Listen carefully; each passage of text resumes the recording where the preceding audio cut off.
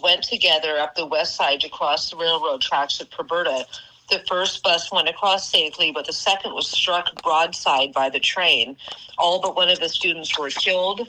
The newspaper story from the day reads like a horror movie. Bodies strewn across the railroad, some unidentifiable, and 11 children dead at the scene, with 4 more seriously injured.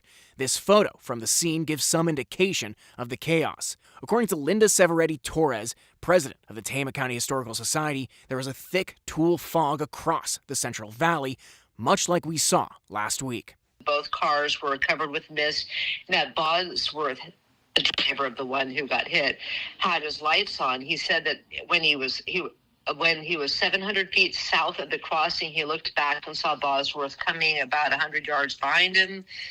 He crossed the track, and then he heard a crash. The 4 survivors included the 17-year-old driver, Chad Bosworth.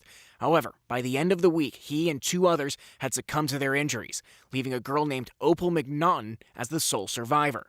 Newspaper reports in the following months and years attribute the accident as one of the main reasons communities across the country implemented laws improving railroad safety. There are conflicting stories, but they say that as a result of this accident, now buses and all this have to stop, flash the lights, have the door open and close whenever they come to a train crossing. All but 2 of the 14 victims were buried together at the Oak Hill Cemetery in Red Bluff on December 1st, 1921. Torres says it's unclear if an organization stepped in to buy the plots or if they were donated, but it was obvious it shook the community to its core.